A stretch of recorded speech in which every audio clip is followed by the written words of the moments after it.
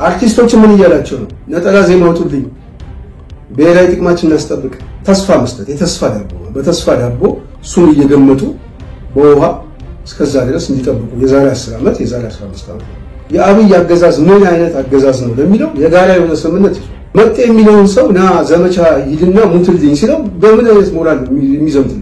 የድንቁርና ፖለቲካ ካልሆነ ወይም ደግሞ የስካር ካልሆነ ደፍሮ ይገባል የሚል እምነት ነው። ከሻዕቢያ ጋር ምናምን የሚደረገው ጦርነት የሀገር ጦርነት ነው።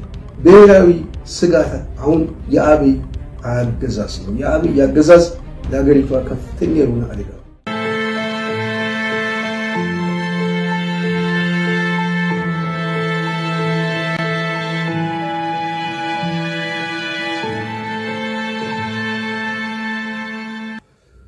ሰላም ጤና ይስጥልኝ አድማጭ ተመልካቾቻችን፣ የጽናት ሚዲያ ቤተሰቦች እንደምን ቆያችሁ? እንደምን አረፈዳችሁ? እኛ በጣም ሰላም ነን። የጽናት ተከታዮች እንግዲህ በተለያየ ፕሮግራም ወደ እናንተ መምጣታችን እንደቀጠልን ነው። ሐሳብ አስተያየት ስጡ፣ ጽናትን ደግፉ፣ ላይክ፣ ሼር፣ ሰብስክራይብ አድርጉ እንላለን። ጽናትን በማስተዋወቅም ከጎናችን በመቆም አጋርነታችሁን እንድትገልጹ እንጠይቃለን። ይህንን ካልነው በዋናነት እንግዲህ አለፍ እያልኩኝ አንዳንድ መረጃዎችን ላሳውቅና ወደ ዋናው ነጥባችን እንገባለን። እንግዲህ የተለያዩ መረጃዎች አሉ። በተለይ የቤተክርስቲያን ጉዳይ በጣም አሳሳቢ ሆኗል። እንግዲህ ካህናት እየሞቱ ነው። በተለይ በዙቃላ አካባቢ እንደዚሁ ካህናት መገደላቸውን ሰምቷል። ከዚህ አዲስ አበባ እንኳን ወጣ ብለን አባቶች በጩቤ ተወቅተው መሞታቸው እየተሰማ ነው እና ቤተክርስቲያኗ እስከመች እንደሆነ ዝምቷ እኔ ሊገባኝ አይችልም። በዚህ ጉዳይ ላይ ጠንከር ያለ አቋም መውሰድ ባለመቻላቸው እንግዲህ ምዕመናኑም ካህናቱ እየተጎዱ እንደሆነ ትልቅ ማሳያ ነው። በዚህ ጉዳይ ላይ ወደፊት በስፋት እንመጣበታለን። ሌላው በአዲስ አበባ እየተሰሙ ያሉ አዳዲስ ችግሮች አሉ። ዋነኛው የኑሮ ውድነት ነው። በከፍተኛ ደረጃ በተለይ የምግብ እህሎች እንደጨመረባቸው ህዝቡ በከፍተኛ ከአቅሙ በላይ በሚሆንበት ሁኔታ ውስጥ እንዳለ ነው እየሰማን ያለ ነው።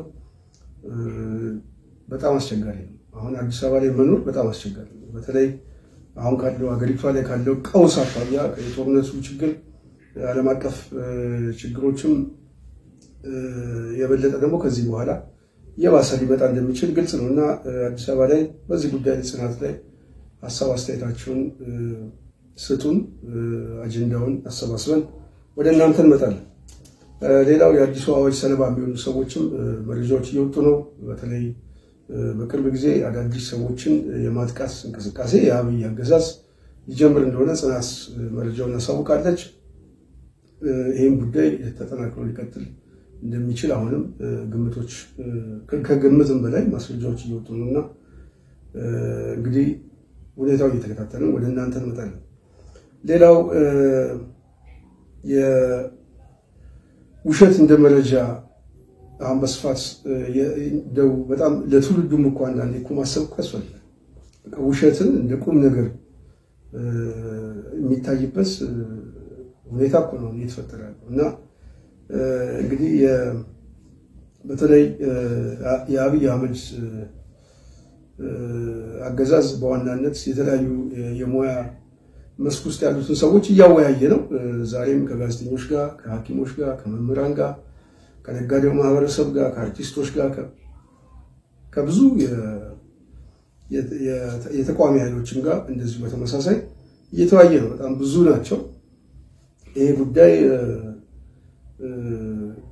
የተለያዩ ደግሞ አጀንዳዎችን ይዞ እየመጣ ነው እና አብይ የሚጠቀምባቸው አንዱ ደግሞ ውሸት ነው።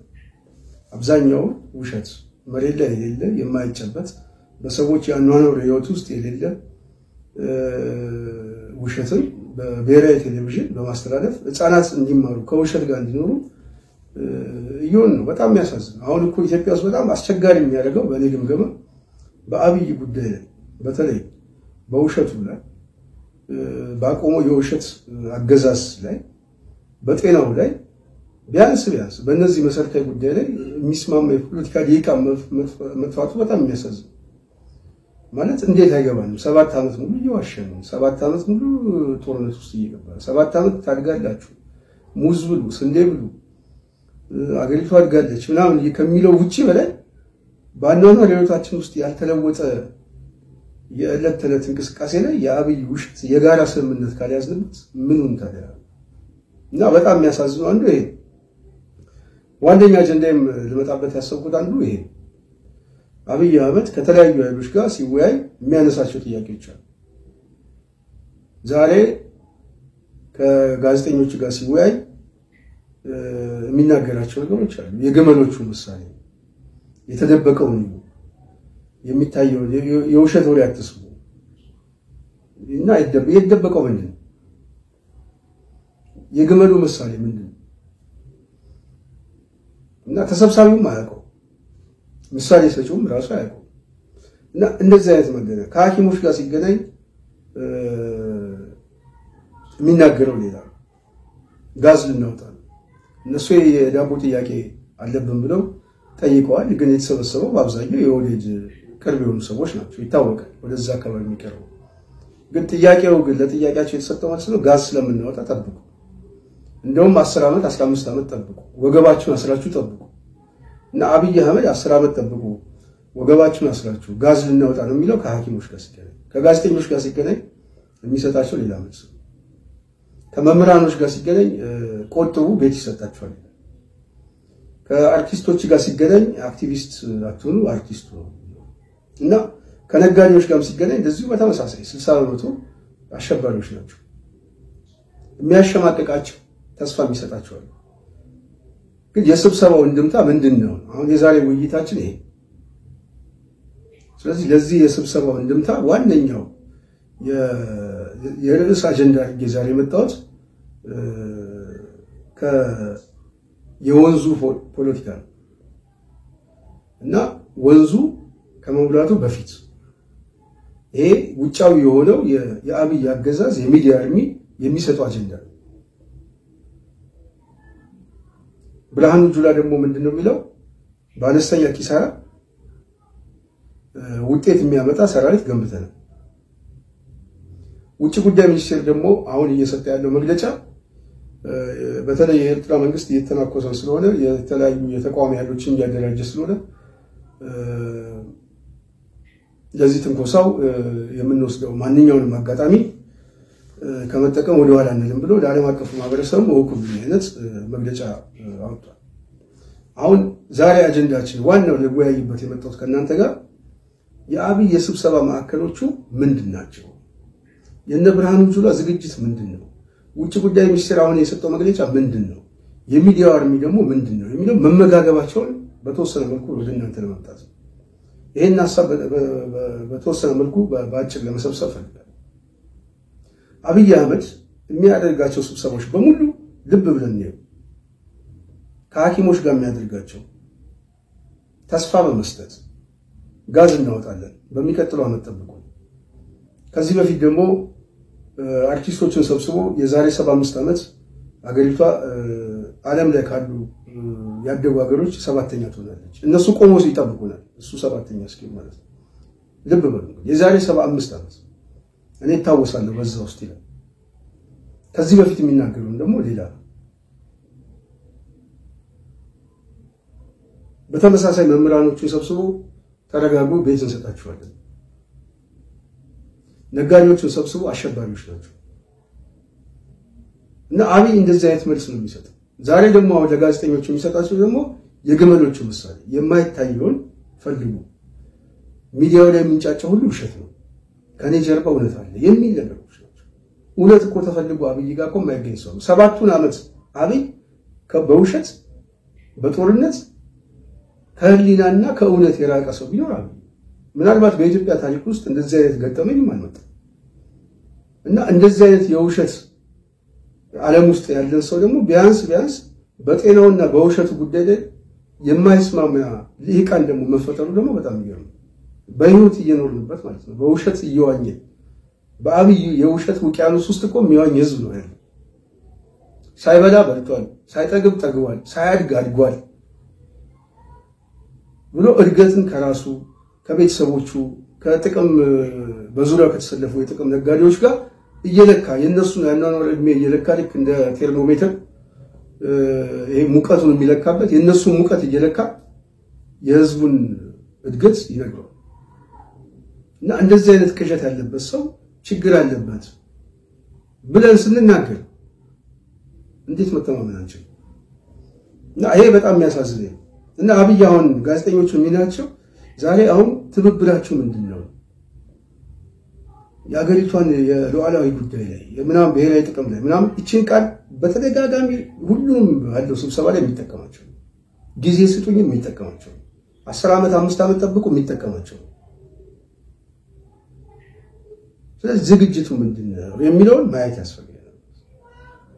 ብርሃኑ ጁላ ደግሞ በአነስተኛ ኪሳራዎች ውጤት ምን የሚያመጣ ሰራዊት ገንብተናል፣ ስለዚህ የአብይን ትዕዛዝ እንጠብቃለን የሚል የጦርነት ዝግጅት እንዳለ ከዚህ በፊት ብለዋል። የዚህ አማራ ክልል ያለውን ፋኖ እንቅስቃሴ አዳክመናል፣ 10% ነው የሚቀረው የሚል ዲስኮርስ ይጠቀም። ውጭ ጉዳይ ሚኒስትሩ ደግሞ አሁን እየሰጠ ያለው መግለጫ ጥቃት ልንፈጽም እንችላለን ወቁልን የሚል በውጭ በኩል ያለው የሚዲያ አርሚ ግን የሚሰጠው ግን ዋናው ሊሰመርበት የሚገባው እዚህ ወንዙ ከመሙላቱ በፊት። ስለዚህ ምን እየተፈጠረ ነው? የጦርነት ትርክቶችና ማስጀመሪያ ፊሽካዎች እየተፈጠሩ እነዚህ ምልክቶች ናቸው። እነዚህ ምልክቶች ደግሞ ተመጋጋሚዎች ናቸው። ስብሰባዎቹ ብርሃኑ ጁላ የሚያወራው የሚዲያው አርሚ ውጭ ጉዳይ ሚኒስትሩ ዝግጅቱ ሁሉ የጦርነት ዝግጅት ነው። ለምን እንዴት የሚለውን ግን በደንብ ተንትነን አብይ ሁለት መሰረታዊ ችግር ገጥሞታል። በተለይ ከትግራይ ጦርነት በኋላ ወደ አማራ ክልል ሲገባ በሁለት ጉዳይ ላይ ተቀጥቷል። አንደኛው የአብይ አገዛዝ በተወሰነ መልኩ አደናግሮ በውሸት ያዘው የማህበረሰብ ክፍል የፖለቲካ ሊቃን ክፍል ምናምን ይሄ ሰልፍም ሲወጣለት ምናምን የነበረው ኃይል ሙሉ ለሙሉ ተንጠባጥቦ በዜሮ ወጥቷል። የአብይ አገዛዝ ምን አይነት አገዛዝ ነው ለሚለው የጋራ የሆነ ስምምነት ይዟል። በሌላ በኩል ደግሞ የአብይን አገዛዝ እንታገለዋለን ብሎ ነፍጥ ያዙ ኃይሎች ትላንት ካደረ ቁስል ጋር እና ከክህደት ጋር በመነሳት የጋራ የሆነ መሰባሰብ ሊፈጥሩ ይችላሉ የሚል ስጋት ፈጥሮበታል። ስለዚህ እነዚህ ነፍጥ ያነሱ ኃይሎች ምናምን የፖለቲካ አሊያንስ ትብብሮች ምናምን ከተፈጠረ የአብይ አገዛዝ ደግሞ ቅቡልነት ከሌለው በቀጣይ አብይ ወደ ስልጣን የተራዘመ ጊዜ ላይ የመቀመጥ እድሉ በጣም የጠበበ። ስለዚህ የአብይ አማራጭ ዋነኛው ምክንያቱ ምንድነው? ስልጣንን ማስረዘም። ስልጣንን ለማስረዘም ደግሞ አብይ በምርጫ የሚመጣ መንግስት ከዚህ በኋላ መሰየም አይችልም። ይሄን እኔ የምለው አገር ቤት ያሉ የፖለቲካ ፓርቲዎች መግለጫ ሰጥተዋል። ስለዚህ በምርጫ የማይመጣ መንግስት ከሆነ አብይ ያለው ብቸኛ አማራጭ ተባብረው ሊመጡብኝ ይችላሉ የሚላቸውን ኃይሎችን በማደናገር በተወሰነ መልኩ የፖለቲካ ብዥታና የማህበረሰብ ክፍል በመፍጠር ጦርነትን እንደ አንድ አጋጣሚ ይጠቀማሉ። ስለዚህ ወደ ጦርነት ለመግባት የሚገቡበት የጋራ ትርክት ነው ያጡት። በወደብ ጉዳይ ነው የምንገባው የሚለው አንዱ አያስኬዳቸው አሁን ካለበት ውስጣዊና ውጫዊ ችግር። በቀጥታ ደግሞ ከኤርትራ መንግስት ጋር ጦርነት ውስጥ ለመግባት ደግሞ የግድ በትግራይ በኩል ማለፍ አለባቸው። ስለዚህ በትግራይ በኩል ያለውን ኃይል የግድ ወደ ጦርነት ቆስቁሶ እንዲገባ ወይም ደግሞ እንደገባ አድርገው አዲስ ናሬቲቭ ለመፍጠር ይፈልጋል። ስለዚህ አሁን እየተፈለገ ያለው የሚዲያው አርሚ ምንድነው የሚለው? ወንዙ ሳይሞላ ህወሓት ሊመጣ ነው፣ ወንዙ ሳይሞላ እንደዚህ ጥቃት ሊፈጽም ነው፣ ወንዙ ሳይሞላ እንደዚህ መረጃ ደርሶኛል። ይሄ ሁለት ምክንያቶች አሉት። አንዱ የአማራን የትኩረት አቅጣጫ ማዛባት ነው። ህወሓት ሊመጣበት ስለሆነ ከፌደራል መንግስት ጋር አብረ ተሰለፍ የሚል ቅስቀሳ። ሁለተኛ ደግሞ የጦርነቱ ማስጀመሪያ እነሱ መጡብን እንጂ ያልመጣንባቸው የሚል ቅስቀሳ። ህወሓት ወደዛ ይገባል አይገባም አይዶን ነገ ጧት ምን ነው ቀጥታም በካሜራው ጋር የሚጋጭበት ድጋሚ ሌላ ጦርነት ውስጥ አስልቶ ሆን ብሎ ይገባል ወይ የሚለው ያው የድንቁርና ፖለቲካ ካልሆነ ወይም ደግሞ የስካር ካልሆነ ደፍሮ ይገባል የሚል እምነት ነው። ዋነኛው ጉዳይ ግን ምንድነው የአማራው ኃይል አንድ የጋራ ትብብር እንዳይፈጥር የፖለቲካ ትብብር እንዳይፈጥር ብዥታ የሚፈጥር አጀንዳ መጣል እሱም ህወሓት ሊመጣ ነው ወንዙ ሳይሞላ ህወሓት ሊገባ ነው የሚለው ደግሞ አብይ አህመድ ወንዙ ሳይሞላ ለሚጀምረው ጦርነት ጋዜጠኞች ምን እያላቸው ነው አግዙኝ አብረን እንቁም ሐኪሞች ምን እያላቸው ነው 10 ዓመት 15 ዓመት ጠብቁኝ ጋዝ ላወጣ ነው አርቲስቶች ምን እያላቸው ነው ነጠላ ዜማ አውጡልኝ ብሔራዊ ጥቅማችን እናስጠብቅ የሚል ቅስቀሳ አክቲቪስት አትሉ ባለሀብቶቹ ነጋዴዎቹ ምንድነው የሚላቸው አሸባሪዎች ናቸው ምክንያቱም የጦርነቱ መልክ ምናልባት አብዛኛው ባለሀብት በተወሰነ መልኩ በሱ ዳታ 60% የሚለው ከዚህ ከትግራይ ከአማራ አካባቢ የሚመጣው የሊቃን ስለሆነ የተወሰነ ትንሽም ገንዘብ ይዞ እዛም እዚህም የሚያንቀሳቅሰው ይሄ የጠላት ኃይል ነው ተብሎ በአብይ መነጽር ስለሚታመን ይሄ የጦርነቱ አካል ስለሆነ አሸባሪዎች ናቸው አለ ቀድሞ ፈረጆቹ ለነዚህ ኃይሎች ደግሞ ህግም እያወጣላቸው ስለዚህ የአብይ የስብሰባና የትኩረት ማዕከል በዋናነት ሁለት መልክ አለ አንደኛው በዜሮ የወጣበት ህዝባዊ ቅቡልነቱን ሁሉ አጥቶ ባዶ የቀረበትን በተወሰነ መልኩ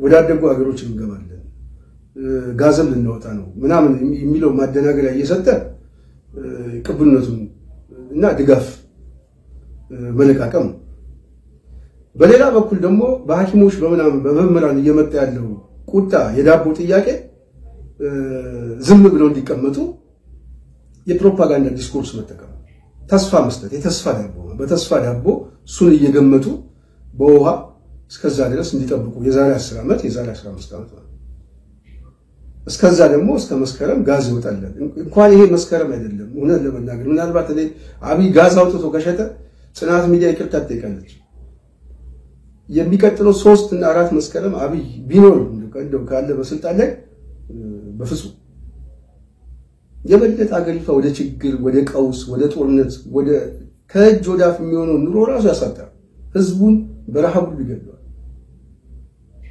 የውሸት ተስፋ እየሰጠ የሚልበት ግን ምንድናቸው ኮዞቹ ከተባለ ግብአት ነው ለምን ለጦርነት እና ወደዛ የሚሄድ ነው ወደዛ የሚፈስ ውጫዊ የሚዲያው አርሚ የሚጠቀመው ይሄ መረጃ መጣልኝ ምናምን የሚለው እሱም ደግሞ ይሄ ነው የጦርነቱ የግብአት ቀስቀሳ ውጭ ጉዳይ ሚኒስቴር የሚሰጠው መግለጫ የጦርነቱ የግብአት እነ ብርሃኑ የሚያዘጋጁ ዝግጅት ይሄ ነው የጦርነቱ በነገራችን ላይ ተጀምሯል አሁን የቀረው የጥይት ድምጽ እንጂ የቃላት ጦርነትም የመግለጫ ጦርነትም የዝግጅትም ጦርነት ተጀምሯል የሚቀረው አሁን ጥይት መተኮስና የጥይት የባሩድ ሽታ ብቻ ተጀመረ የሚለው ይሄ ደግሞ አብይ ከስጋት የመጣ ስለዚህ ጋዜጠኞች ማው ሰብስበው የሚናገረው አብይ ከምን ሞራል ተነስቶ ነው ጋዜጠኞች ዛሬ የሚሰበስበው ባለፉት 7 ዓመታት ውስጥ አብይ የፈጸመው የጦርነት ቀውስ የኑሮ ውድነት አጠቃላይ ሀገሪቱ ያለችበት የመጣኔ ሀብት ምን በምን ሁኔታ ነው ያለው ብሎ ለህዝቡ ተመርጫለሁ አይደል ብሎ ህዝብ መርጦኛል 100% አሸንፊያለሁ ህዝብ መርጦኝ ደግሞ ብርሃኑ ነጋንም በለጠ ሞላንም ወደ ምክር ቤት አመጣቸው እኔ ፈቅጄ ነው የሚለው እኮ ለመረጠው ህዝብ እኮ እነዚህ ጋዜጠኞች ጠርቶ እኮ መግለጫ አልሰጠም ሀገሪቱ ያለችበት ቀውስ ሀገሪቱ ያለችበት ሁኔታ በዚህ በኩል ችግሮች አሉ ይሄንን ችግር ደግሞ እንፈታለን የሚል የሰላምና ደህንነት ሰው ወጥቶ የመግባት ጉዳይ የኑሮ ውድነት ጉዳይ የጦርነት ችግር እና የተፈጠረበት የማህበረሰብ ቀውስ ለጋዜጠኞች ጠርቶ መግለጫ ያልሰጠ አብይ አህመድ ዛሬ ለጦርነት ድግስ ግን ችቦ ይዛችሁ እኔ በመለኩሰው እሳት ላይ እናንተ ከጀርባ ከባችሁ ግፋ በለው የሚል የሚዲያ ስራ ሰሩ አብረን እንስራ ነው ያላቸው ሐኪሞችንም 10 ዓመት ጠብቁኝ የሚለው ይሄ ነዳጅ ያወጣለው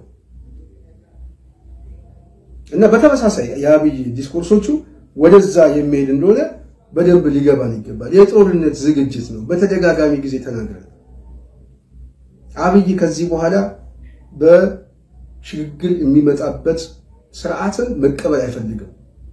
በምርጫ ደግሞ የሚያስችለው ስርዓት መፍጠር አይችልም። አገሪቷ ወደ ቀውስ እየገባች ነው። በምርጫ ውስጥ የሚገባ የፖለቲካ ድርጅት ይኖራል ብዬ አላስብም። ባለፈው አብይ አህመድ የፖለቲካ ፓርቲዎች ምናምን የሚላቸው እነሱ አንድ ቀበሌ ሄደው እጩ ሊመዘግቡ የሚችሉ አቅም የላቸው።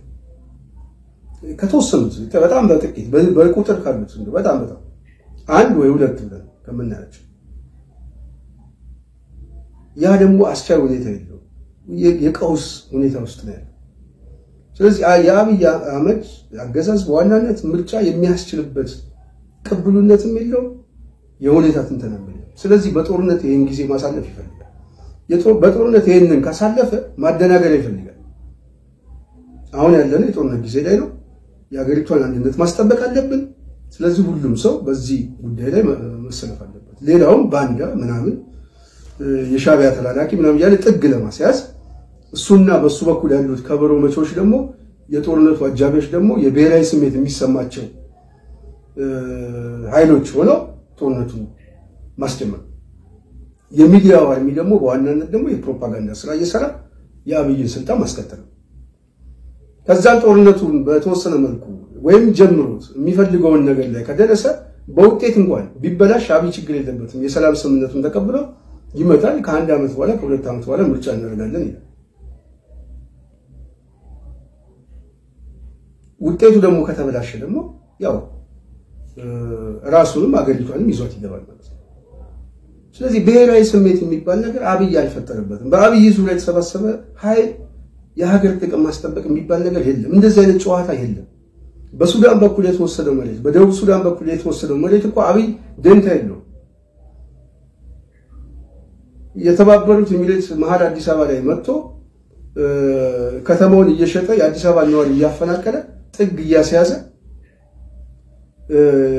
የከተማው ነዋሪ ነፍጠኛና ሰፋሪ መጤ ነው የሚል የሥርዓተ መንግስት አስተሳሰብ ያለው ሰው ይሄን አስተሳሰብ ደግሞ መዋቅራዊ የሚያደርግ ሰው ስለ የትኛው ብሔራዊ ስሜት ነው የሚናገረው?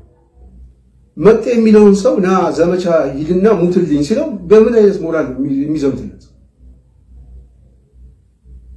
ስለዚህ ዝግጅቱ የዚህ ዝግጅት ነው። የጦርነት ግብአቶች ናቸው። የስብሰባው የፓናል ዲስከሽኑ በምን የጦርነት ግብአት ነው። ይሄንን የማይረዳ ፖለቲከኛ ካለ በጣም ደካማ። ጽናት ሚዲያ በዚህ ጉዳይ ላይ በስፋት ተንትነዋለች። ስለዚህ አብይ በቀጣይ ለሚያደርጋቸው ጦርነቶች ግብአት እየመጣ ነው። ሁለት መሰረታዊ ጉዳዮች ላይ ብቻ ነው ችግር ውስጥ የገቡት። አንደኛ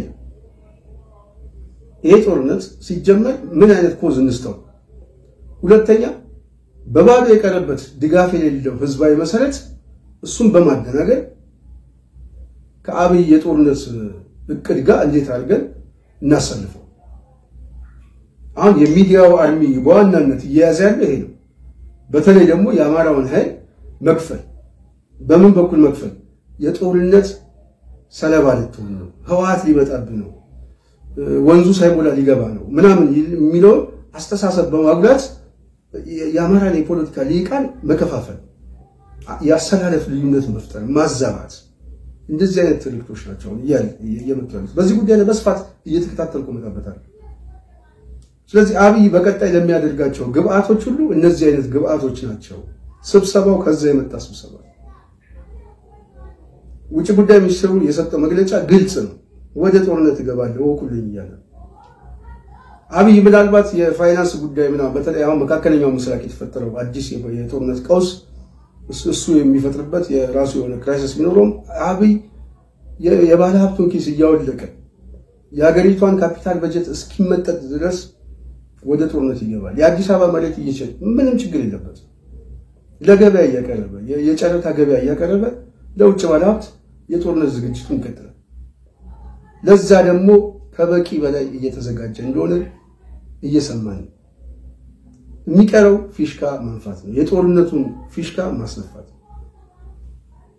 እና በዛ ሁኔታ ውስጥ እንዳለ ነው እየተሰማኝ ያለው። የነ ብርሃኑ ጁላም ንግግር ይሄ ነው። ጦርነትን ባለስተኛ ኪሳራ የሚጨርስ ኃይል ገንብተናል እያሉ ትዕዛዝ እየጠበቀ ነው እና የሚጨርስ ሰራዊት እስካሁን እንኳን አልተገነባም።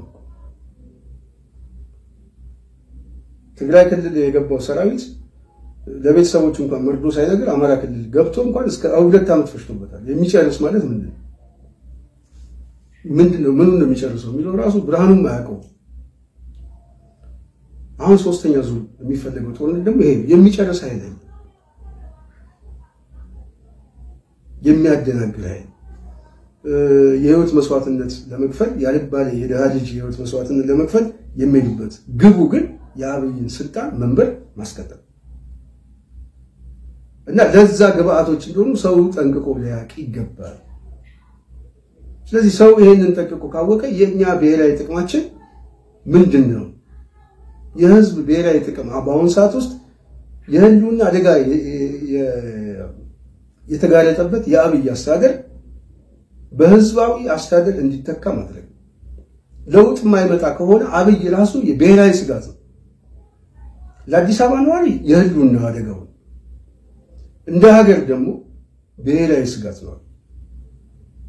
ስለዚህ የአብይ አስተዳደር የአብይ አገዛዝ በምንም አይነት መመዘኛ ህዝባዊ ቅቡልነት ያለው የሀገሪቷን ብሔራዊ አንድነት ሊያስጠብቅ የሚችል የሚታመን መንግስት አይደለም። መንግስት ምን እንጠራለን? አገዛዝ ነው፣ ገዢ ነው። አብይ ገዢ ነኝ ነው የሚለው፣ ንጉስ ነኝ ነው የሚለው። ቀናቱ ነግረዋለች ንጉስ ነው። ሌላው ደግሞ ንጉሱን የሚያገለግል ነው። በግልጽ እኮ ነው የሚናገረው። ዕውቀት የለህም፣ እውነት የለህም፣ አይንን ማገልጥ ከሆነ ዋጋ ትከፍላለህ እያለ አብይ ንግስናውን እየነገረን ለሐኪሞቹ ሰብስቧቸው 10 ዓመት 15 ዓመት ጠብቁኝ እስከዛ ወገባችሁን ሰሩ ብሎ እኮ እየነገራቸው ነው። የሚቀጥለው ገዢ ማን እንደሆነ አብይ እየተናገረ። ስለዚህ አብይ ግን ለመግዛት ግን የሚገዛ ሐሳብ ስለሌለው፣ የሚገዛም ድምጽ ስለሌለው፣ የሚገዛ የፖለቲካ ስብዕናም ስለሌለው ደም በማፍሰስ ውስጥ፣ በጦርነት ውስጥ፣ በውከት ውስጥ፣ በብጥብጥ ውስጥ ማለፍ ነው የሚፈልገው። ስለዚህ አሁን ከሻዕቢያ ጋር ምናምን የሚደረገው ጦርነት የሀገር ጦርነት አይደለም። ብሔራዊ ጥቅም የማስጠበቅ ጦርነት አይደለም። የአብይን ስልጣን የማስጠበቅ ጦርነት። ለዛ ደግሞ በትግራይ በኩል ነው መግቢያው። ስለዚህ በትግራይ በኩል ለመግባት ምን ይፈልጋል? ወንዙ ሳይሞላ። ስለዚህ የወንዙ ሳይሞላ ፖለቲካ የዚህ የማደናገሪያ ፖለቲካ። ስለዚህ አማራው ቆም ብሎ ማሰብ አለበት። የከተማውም ነዋሪ በደንብ ቆሞ ማሰብ አለበት። ከዚህ በኋላ የአብይ ጦርነት የትግራይ ጦርነት ላይ የአማራ ጦርነት ላይ ካላስተማረን በሶስተኛ ጉዳይ ላይ ማንንም ማር ከሆነ ችግሩ ይዘዙ ነው። ስለዚህ የአብይን የትኩረት አቅጣጫ ማዛባት የሚችለው ህዝቡ ሲነቃ፣ ያንን ደግሞ በተግባር ማሳየት ሲችል፣ ካለበዛ የሱ የወፈፌ እቅድ ሰለባ ነው የምንሆነው እና ይሄንን በደንብ መገንዘብ አለብን። አገዛዙ በፍርሃት ውስጥ ነው ያለው፣ በጭንቀት ውስጥ ነው ያለው። ጠበንጃ ያነሳው ብቻ ሳይሆን ምናልባት ይሄ ሴማዊ የሆነው አስተሳሰብ የኃይል አስተላለፉ ሊለወጥ ይችላል፣ አንድነት ሊፈጥሩብኝ ይችላል። እነዚህ ያሉት ደግሞ ተሰባስበው ደግሞ ወደ መሃል ሊመጡ ይችላሉ። እነዚህ ደግሞ ለስልጣናችን አደጋ ናቸው ብሎ አብይ አሰው። በጣም አብይ የሚደነግጥበት አንዱ ይሄ ማለት በህልሙ ያየውን በመናባዊ ስሜት ያየውን የሀብት የስልጣን እና የራሱን በትላልቅ ቦታ ላይ የሚያይበት የንግስና ዘውድ ሳያውቀው ሳይኖርበት በአንድ ጊዜ ያገኘው ጉዳይ ማግኘት ብቻ አይደለም። ይሄ ሰው ደግሞ ከጀርባው ደግሞ እጅግ በጣም የገዘፈ ጥላቻ ያለበትና ምናልባት በተስፋ የሚያገኘውን ነገር ዛሬ ያለበትን ቦታ ቢያገኘው ምን ሊሰራ እንደሚችል የጀርባ ቁስል ይዞ የመጣ ሰው በጣም አደገኛ ደግሞ የሚያደርገው ይሄ እና ያንን ቁስል ነው እያፈረጠ ህዝቡ ዋጋ እየከፈለ ያለው። ስለዚህ በቀጣይ በሱ ህመም ሌላው ህይወት መክፈል የለበትም። 3 ጊዜ ሰው ግራ ሊጋባ ይገባል። የአዳነች አቤቤ ካቢኔ የወረዳና የክፍለ ከተማ እንቅስቃሴ በቅርብ ጊዜ እየሰማን በተለያዩ የቀበሌ ውስጥ ያሉ የሴፍቲነት ምናምን ተጠቃሚዎችን በማሰባሰብ ቲሸርት በመስጠት ምናምን ሰልፍ ላይ ሊያስወጣቸው ዝግጅትም እያደረጉ ነው። በተለይ እዚህ ለዋላይነታችን አክብር ምናምን መንግስት ላይ ግፊት ከህዝብ የመጣ ግፊት ለማስመሰል። ስለዚህ እነዚህ ድራማዎቹ በዋናነት የአብይ የጦርነት ፍላጎቶች እንደሆኑ ግልጽ ነው። አብይ የሚያወያያቸው ውይይቶች ሁሉ የአብይ የጦርነት ፍላጎት እንደሆኑ ግልጽ ነው። ለዛ ደግሞ በማስረጃውን እየመጡ ነው። አሁን ውጭ ጉዳይ ሚኒስትሩን በማስረጃ እየመጡ እና የፖለቲካ ሊቃኑ ይሄንን ሊገነዘብ ይገባል። የትኩረት አቅጣጫው ጦርነት ነው። ጦርነት ከሆነ እኛስ ምንድነው በዚህ ጦርነት ውስጥ ማስቀረት የምንችለው የሚለው ማሰብ መቻል ወይም ደግሞ መለወጥ የምንችላቸው ነገሮች ምንድነው ምንለው ወቅቱ የሚጠይቀው ተንተናሳው ሶስት ጊዜ ሊያደናግር አይችልም እና ያን እዛ ላይ ደግሞ የጋራ ስምምነት ያስፈልጋል። ቢያንስ በውሸቱ ላይ በማደናገሩ ላይ በጤና እክሉ ላይ የጋራ መስማማት ካለ ይሄ ሰውዬ ሊያታልል አይችልም ከዚህ በኋላ እና ያ ሊታወቅ ይገባል። የከተማው ነዋሪም ሊያንድ ሊያቅ ይገባል ብዬ አስባለሁ። ብሔራዊ ስጋት አሁን የአብይ አገዛዝ ነው። የአብይ አገዛዝ ለሀገሪቷ ከፍተኛ የሆነ አደጋ ነው።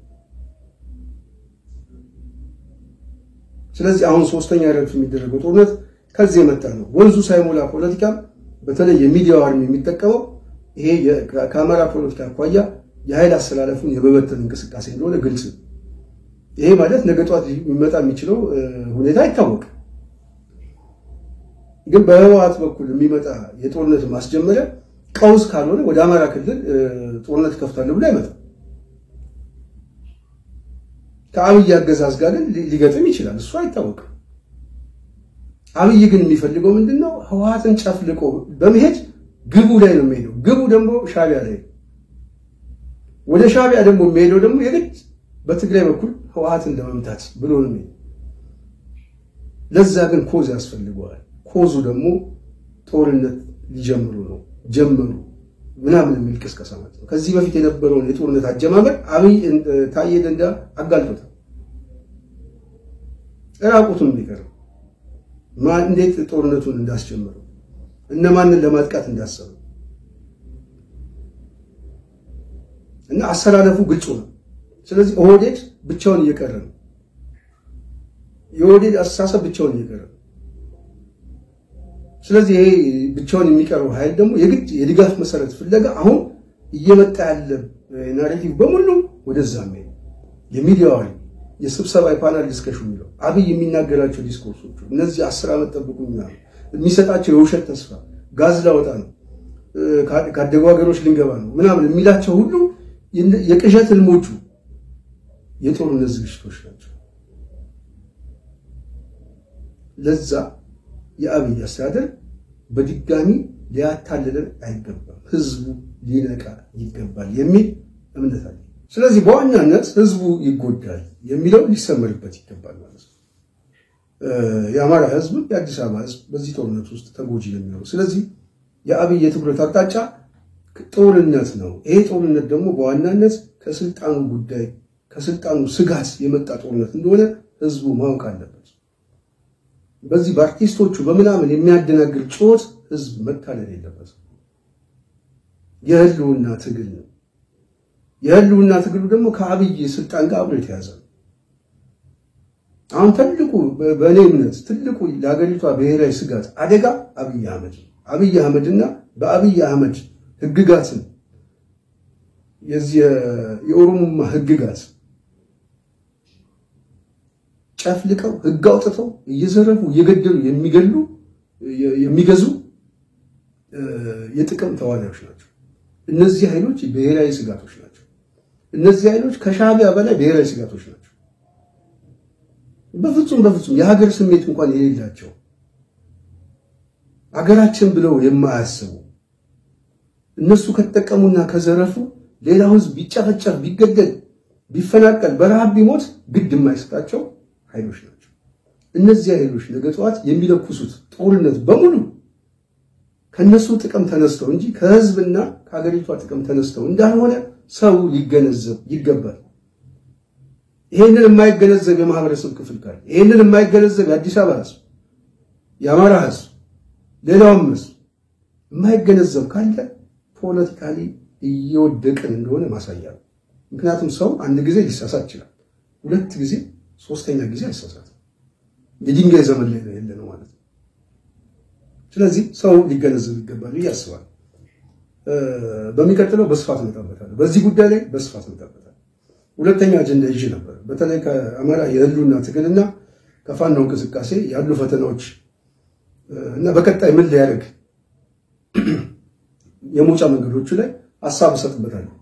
አሁን ካለኝ ሰዓት አኳያ ይሄንን ማቅረብ አልቻልኩም። ስለዚህ በዋናነት ሐሳቤን ጠቅልል ሳደርገው የጦርነት ዝግጅት በሚዲያው በኩል ወንዙ ሳይሞላ በውጭ ጉዳይ ሚኒስትር ጥቃት ለመፈጸም ወቁልን፣ በአብይ በኩል አደግን ጋዝ ልናወጣ ነው ማደናገሪያ፣ በብርሃኑ ጁላ በኩል በአነስተኛ ኪሳራ ዝግጅት ጨርሰናል የሚል ሰብሰብ ያለ ግን ተመሳሳይ የሆነ ግብ ያለው የፕሮፓጋንዳ ስራ እየተሰራ እንደሆነ ግልጽ ነው። ይሄ ደግሞ ከአብይ የስልጣን መንበር ጋር አብሮ የተያዘ ከሱ የጥቅም ተዋናዮች ጋር አብሮ የተያዘ በዚህ የህልውና ጦርነት ላይ በዚህ ጉዳይ ላይ ህዝብ የኔ ጥቅም ምንድነው የሚለው ማስላት አለበት። ሊሞት የሚሰባሰበው ኃይል ራሱ ጥቅሙ ምን እንደሆነ ማስላት አለበት። ለአብይ ብለን ነው ምን ሞተው የሚለው ማስላት አለበት። በዚህ ጉዳይ ላይ በተደጋጋሚ ሐሳብ አስተያየታችን ወደ እናንተ እናመጣለን። የዛሬ ፕሮግራም ይሄን ይመስላል። ስለተከታተላችሁን በጣም እናመሰግናለን። ጽናትን ላይክ፣ ሼር፣ ሰብስክራይብ በማድረግ ሐሳብ አስተያየታችሁን በመስጠት ጥያቄም በመላክ ከጎናችን እንድትቆሙ እየጠየቅን የጽናት ተከታዮች ጽናትን ደግፉ፣ ሐሳብ ስጡ። ምንጊዜም ጥሪያችንን እናቀርባለን። የዛሬ ፕሮግራም ይሄን ይመስላል። በሚቀጥለው በሌላ ፕሮግራም እስክንገናኝ ሰላም።